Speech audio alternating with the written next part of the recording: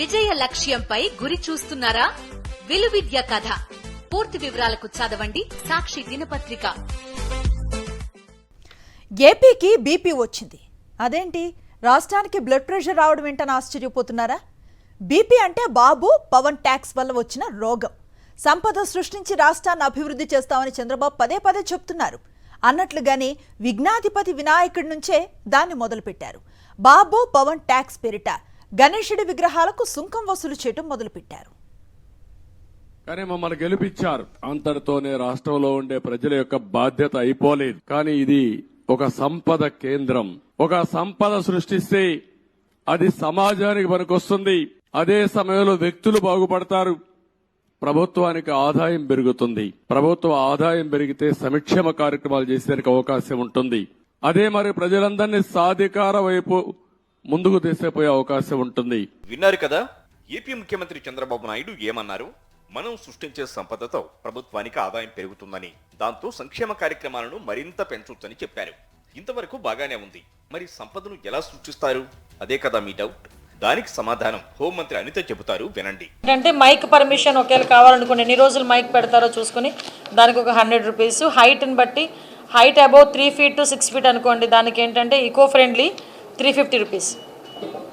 అలాంటివి మనకి height above 6 feet అయితే 700 రూపీస్ పర్ డే. అలా ఒక ఫీజ్ స్ట్రక్చర్స్ ఉన్నాయి. ఆ చలనాలు కూడా మన దగ్గరలో ఈ సేవా కేంద్రాల్లో కట్టుకుని ఆ చలనాన్ని కూడా అప్లోడ్ చేసేసుకొని ఇమీడియట్గా వాళ్ళ ఎన్ఓసి తీసుకొచ్చుకోవచ్చు. రేపటి నుంచే ఇది లైమ్ లైట్ లోకి వచ్చేస్తుంది. ఇప్పుడు క్లారిటీ వచ్చిందా? ప్రజల నుంచి వసూలు చేసే పన్నులతో సంపద సృష్టిస్తుందట కూటమి ప్రభుత్వం.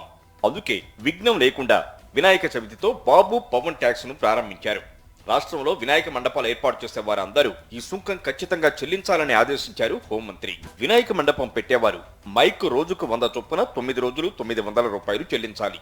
ఇక 6 అడుగుల లోపు విగ్రహం ఏర్పాటు చేస్తే 350 రూపాయలు, 6 అడుగుల పైన అయితే 700 రూపాయలు చెల్లించాలి. ఈ డబ్బును ఈ సేవలు చలానా రూపంలో కట్టి నో అబ్జెక్షన్ సర్టిఫికేట్ తీసుకోవలసి ఉంటుంది. ప్రభుత్వ నిర్ణయంపై తీవ్ర స్థాయిలో ఆగ్రహం వ్యక్తం చేస్తున్నారు వినాయక మండపాల నిర్వాహకులు. దేశంలో ఎక్కడా లేని విధానాన్ని ఏపీలోనే అమలు చేయడం ఏంటని ప్రశ్నిస్తున్నారు వారు. దేవుడిని పూజించేందుకు ట్యాక్స్ చెల్లించాలనడం సరికాదని ఆగ్రహం వ్యక్తం చేస్తున్నారు. ఆనాడు విదేశీయుల పరిపాలనలో మన యొక్క ఆచార నియమాలు, మన పండగలు, శక్తిని చూపించాలి ప్రదర్శన.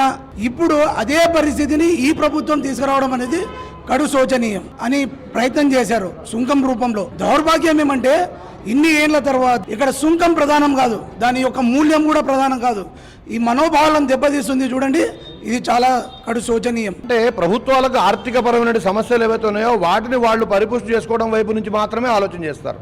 బహుశా వాళ్ళకి ఆర్థికపరమైన కష్టాలు ఏమైనా ఉంటే ఉండొచ్చు కాక, దానికి హిందూ సమాజం నుంచి ఈ విధంగా వాళ్లకు పనిష్మెంట్ వేయడం అనేది ఎంతవరకు సమంజసము? సమాజం మొత్తం కూడా దీన్ని వ్యతిరేకించి ప్రభుత్వ వ్యతిరేక పరిస్థితులు ఏర్పడేందుకు వాళ్లే దానికి కారకులవుతున్నారు. ఏపీ హోంమంత్రి తీరుపై తీవ్ర స్థాయిలో ఫైర్ అయ్యారు బీజేపీ నాయకురాలు మాధవీలత. హిందూ పండగలపై కక్ష కడుతున్నారన్న ఆమె గణేష్ మండపాలకు ఎందుకు చలాలను కట్టాలని ప్రశ్నించారు. ట్యాక్స్ రూపంలో ప్రభుత్వం భిక్షమెత్తుకుంటోందని ఆగ్రహం వ్యక్తం చేశారు మాధవీలత. కుల మతాలకు అతీతంగా జరుపుకునే వినాయక చవితి ఉత్సవాలపై ఏపీ ప్రభుత్వం ట్యాక్స్ విధించడంపై తీవ్ర స్థాయిలో విమర్శలు వెల్లువెత్తుతున్నాయి. దేశంలో ఎక్కడా లేని విధంగా ఇలాంటి నిర్ణయాలు తీసుకోవడాన్ని తప్పుపడుతున్నారు ప్రజలు.